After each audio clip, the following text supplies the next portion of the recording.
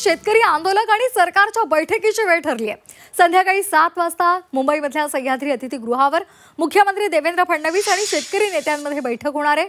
मुख्यमंत्र्यांसह दोन्ही उपमुख्यमंत्री, कृषी मंत्री आणि महसूल मंत्री त्याचबरोबर इतर महत्त्वाचे मंत्री आणि अधिकारी या बैठकीसाठी उपस्थित राहणार आहे। 40हून अधिक महत्त्वाच्या व्यक्ती या बैठकीला हजर राहतील। बच्चू कडू यांनी दिलेलं निवेदन आणि 7 एप्रिल रोजी बच्चू कडू सोबतच्या बैठकीमध्ये केलेल्या निर्णयावरील कार्यवाहीचा आढावा या बैठकीमध्ये घेतला जाणार आहे। कडूंच्या शेतकरी आंदोलनावरून निर्माण झालेली कोंडी फुटणार का याकडे आता सर्वांचंच लक्ष लागलेलं आहे। आताची महत्त्वाची बातमी आपण पाहतोय। संध्याकाळी 7 वाजता सह्याद्री अतिथीगृहावर मुख्यमंत्री देवेंद्र फडणवीस आणि शेतकरी नेत्यांसोबत बैठक होणार आहे। तर या बैठकीला नेमके कोण कोण असतील आपण ग्राफिक्स मधून एकदा पाहूयात।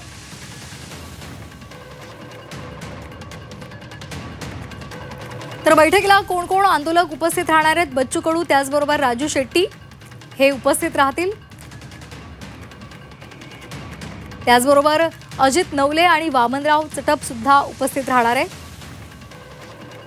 तर या संदर्भात अधिक माहिती देत आहेत आमचे प्रतिनिधी ओम देशमुख। ओम, आज महत्त्वाची बैठक होणार आहे मुख्यमंत्र्यांसोबत, त्यामुळे या बैठकीकडे सर्वांचंच लक्ष लागलेलं आहे। खरं तर श्वेता, शेतकऱ्यांच्या वतीनं आणि बच्चू कडू यांच्या नेतृत्वाखाली जो मोर्चा काढण्यात आलाय या माध्यमातून कर्जमाफी असेल किंवा इतरही महत्त्वाच्या मागण्या सरकारपुढे ठेवण्यात आल्यात। संवाद होत नाहीये, कुठेतरी चर्चेतून तोडगा निघत नाही आणि यासाठी आज सह्याद्री अतिथीगृहावर संध्याकाळी 7 वाजता ही बैठक बोलवण्यात आली आहे। मुख्यमंत्री देवेंद्र फडणवीस यांच्या अध्यक्षतेखाली या बैठकीचं आयोजन करण्यात आलंय।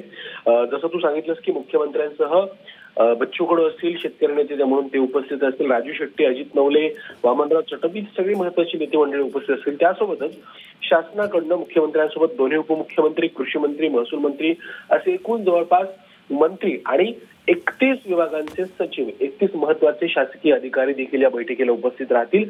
तोडगा काढण्यासाठी या महत्त्वाच्या सर्व विभागांच्या अधिकाऱ्यांची उपस्थिती असणं आवश्यक आहे। त्यामुळे संध्याकाळच्या बैठकीमध्ये तोडगा निघतोय का आणि आंदोलनावरून निर्माण झालेली ही कोंडी फुटण्यात सरकारला यश येते का हे देखील पाहणे महत्त्वाचं असेल।